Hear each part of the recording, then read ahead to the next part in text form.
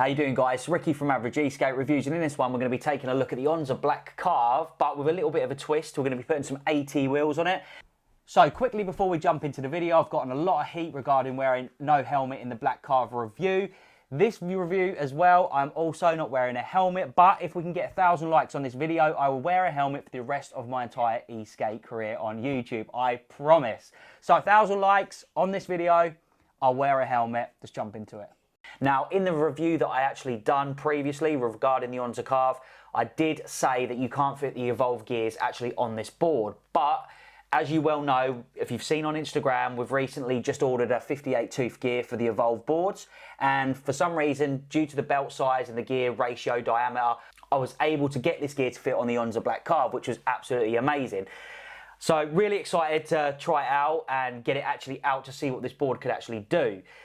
Now, riding this board with the AT wheels on, it does feel quite strange just due to the fact of that short wheelbase there. It feels very, very manoeuvrable, and also with the AT wheels on there, because we was using the 7-inch AT wheels or the 175mm wheels from Evolve, your centre of gravity is a lot higher. So not only do you have a shorter wheelbase, but you've also got a higher centre of gravity, which really does mean that you can whip this board around. Now, with this board, obviously it feels completely different to the Evolve board. Every single board that you ride, they do feel different. I like to look at this or think of this as like jumping into another car. You've got your car that you drive every single day.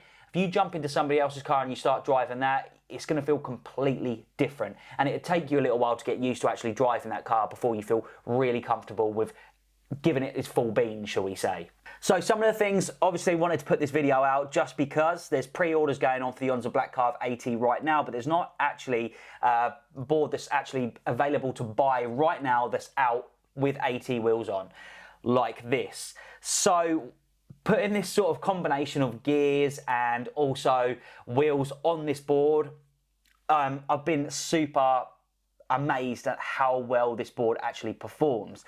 Now, I did think it was going to really hammer on the acceleration there, and what I mean by that is I thought it was really going to make the acceleration worse than it originally was. So I'm not saying that it's bad acceleration, but just comparing it to the Evolves, and I know like we always like to compare to the Evolves purely based on the fact that they're the best boards for us that we've ridden so far. So it's not absolutely caned my acceleration there or my torque off the line. It's still pretty good. I'd still like it to be better, but I'm happy with it.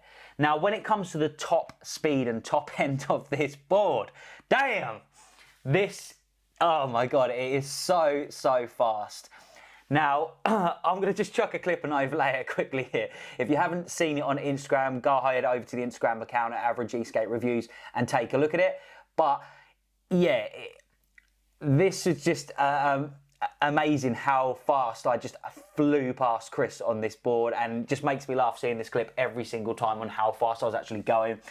So the actual recorded speed that I've managed to actually get using a tracking app was 34 miles an hour, which for some reason it just seems like I'm going way faster than that, but 34 is what it said, so I'm going to just take 34 as the gospel. But yeah, 34 miles an hour, that's really fairly fast for a board, and it feels fast as well. I mean, I can't even imagine what boards that do 50 plus miles an hour feels like going at that speed. That's just insane, because 34 miles an hour on that board is plenty enough top speed for me. So if you're wondering whether or not this board is fast with those wheels on, yes, it's extremely fast. Now, the 58 tooth gear that I talked about, we are going to have a video come out completely solely based around that gear, how to fit it, where to get it from, the type of range and the type of acceleration and top speed that you're able to achieve with this when fitting it to an Evolve board. So look out for that one. Now, another thing I was a little bit concerned about was the range or battery sag that you might get when using this type of setup. And I can safely say that when it comes to battery sag, I realistically have had no battery sag. It's whether you're at 100% or you get down to about 20-30%, you've still really got a lot of top end there, still got okay acceleration, but for me the battery sag has been very, very minimal. I can safely say my build, I'm around 69 kilos, around that sort of a mark.